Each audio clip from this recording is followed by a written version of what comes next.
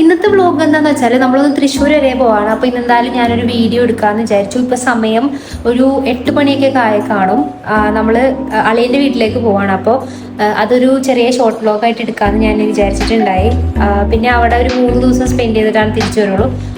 അപ്പോൾ ഇനി നമുക്ക് അവിടെ ചെന്നിട്ട് കാണാം. അങ്ങനെ മോർണിംഗ് ആയി, നമ്മൾ ഫുഡൊക്കെ കഴിച്ച് പുറത്തേക്ക് പോകാനുള്ള തയ്യാറെടുപ്പുകൾ നടത്തിക്കൊണ്ടിരിക്കുകയാണ് കേട്ടോ. ഞങ്ങൾ പുറത്തേക്ക് പോവാണ്. ഇപ്പോൾ ഇവിടെ ചാവക്കാട് ബീച്ച് അങ്ങനത്തെ കുറച്ച് സ്ഥലങ്ങളൊക്കെ ഉണ്ട്. സോ അതൊക്കെ എക്സ്പ്ലോർ ചെയ്യാമെന്ന് വിചാരിച്ചു. അപ്പോൾ ഇന്ന് ഫുൾ തൃശ്ശൂരിലെ വിശേഷങ്ങളായിരിക്കും. നമ്മൾ ആദ്യം പോയത് ഗുരുവായൂരുള്ള ആനക്കോട്ടയിലേക്കായിരുന്നു. ആൻഡ് അവിടെ ടിക്കറ്റ് ഒക്കെ എടുത്തിട്ടാണ് കയറുന്നത്. നമ്മളിപ്പോ എത്തിയിരിക്കുന്നത് തൃശ്ശൂരല്ല, ഗുരുവായൂരല്ലേ ഇത്.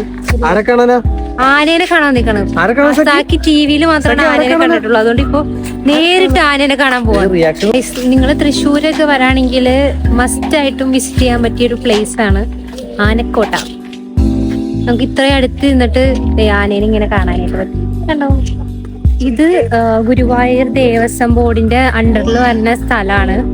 ആൻഡ് ഇവിടെ കുറെ ആനകളുണ്ട്, പലതും ഇങ്ങനെ പല സ്ഥലത്തായിട്ട്. കണ്ടോ, 3 സ്ഥലത്തായിട്ടാണ് ഇങ്ങനെ 3 സ്ഥലത്തായിട്ട് ഇങ്ങനെ ആനേനെ ഇങ്ങനെ. പെരുമ്പാവൂര് ഒരു സ്ഥലമുണ്ട്, ആ കോടനാട്, അവിടെ ഞാൻ ഇങ്ങനെ കണ്ടിട്ടുള്ളൂ. ഇപ്പൊ രണ്ടാമത് അവിടത്തേക്കും കൂടുതൽ ആനകളുണ്ട് കേട്ടോ. പിന്നെ തൃശ്ശൂർ പൂരത്തിന് ഈ ആനകളൊക്കെ ആയിരിക്കും ഇറക്കുന്നത്.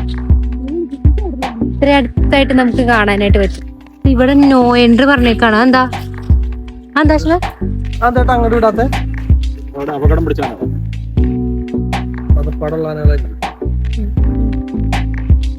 പിന്നെ നമുക്ക് പലതരം ആനകളെ ഇവിടെ കാണാൻ പറ്റും. ആന കുളിച്ചോണ്ടിരിക്കുന്നത്, ഒറ്റ കൊമ്പുള്ള ആന, അങ്ങനെ എന്തൊക്കെ വെറൈറ്റി ടൈപ്പ് ആനകളാണെന്നറിയോ ഇവിടെ. ഇതാണ് ഒറ്റക്കൊമ്പൻ. ഇതാണ് ആനക്കോട്ട എന്നറിയപ്പെടുന്നത്. ഇവിടെയാണ് ആനകളെ ട്രെയിൻ ചെയ്യിക്കുന്നത്. ആനക്കോട്ടയിൽ നിന്ന് ഇറങ്ങി പിന്നെ നമ്മൾ നേരെ പോയത് ഫാം വില്ലയിലേക്കാണ്. ഇതെന്തായാലും നമ്മൾ കണ്ടിരിക്കേണ്ട ഒരു പ്ലേസ് ആണ് കേട്ടോ. കാരണം ഒരുപാട് എക്സോട്ടിക് ബേർഡ്സും അനിമൽസ് ഒക്കെ ഇവിടെ ഉണ്ട്.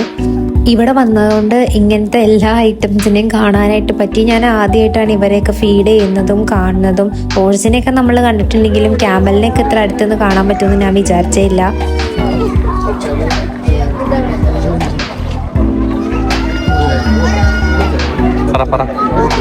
ഞാൻ ജീവിതത്തിൽ ആദ്യമായിട്ട് ഒട്ടകത്തിനെ കണ്ടു.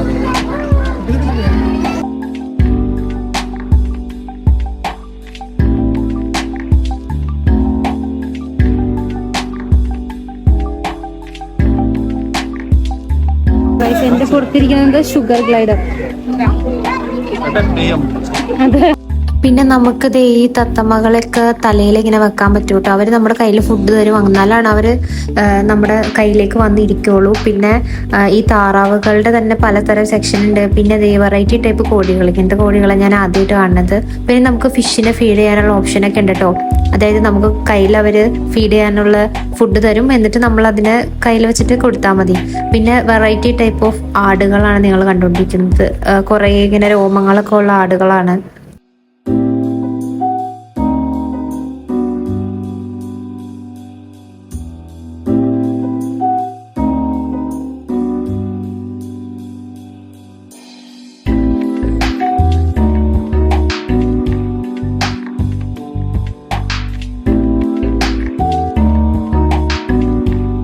ഈ ഒരു സെക്ഷൻ മൊത്തം പാമ്പുകളുടെയാണ്. പലതരം പാമ്പുകളുണ്ട്.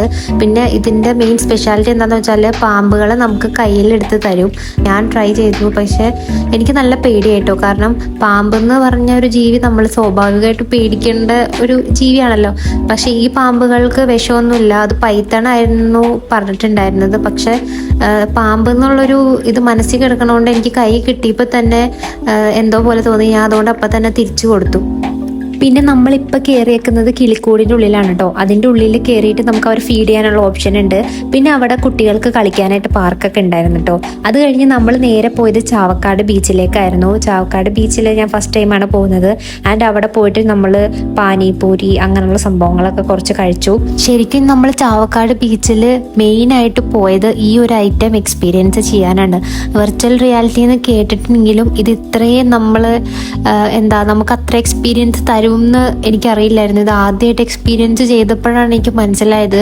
ആൻഡ് അടിപൊളിയാണ് ഗൈസ്. നമ്മൾ ശരിക്കും വേറൊരു ലോകത്തേക്ക് ചെല്ലും. ശരിക്കും വണ്ടർലയിലൊക്കെ പോയിട്ടൊരു റൈഡ് എക്സ്പീരിയൻസ് ചെയ്യണ പോലെ തോന്നും കേട്ടോ. ആ ഒരു വെറുതെ ഒരു കമ്പിയിലാണ് നമ്മൾ പിടിച്ച് നിൽക്കുന്നത്. പക്ഷെ നമുക്ക് നല്ലോണം പേടിയാവും. ഹൈറ്റൊക്കെ പേടിയുള്ളവർക്ക് നല്ല ബുദ്ധിമുട്ടുണ്ടാവും. ചിലപ്പോൾ തല ഇറങ്ങും. നമ്മളിവിടെ പിടിച്ചു നിന്നോളണം, അല്ലെങ്കിൽ ബാക്കിലേക്ക് വീഴാൻ നല്ല ചാൻസ് ഉണ്ട്. എനിക്ക് മനസ്സിലായി.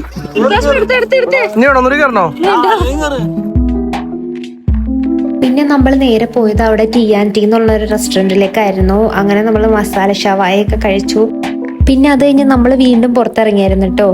തുടരും കാണാൻ ഭയങ്കരമായിട്ട് ആഗ്രഹിച്ചിരുന്നതാണ്. അപ്പോൾ നമ്മൾ സിനിമയ്ക്ക് പോയിട്ടുണ്ടായിരുന്നു.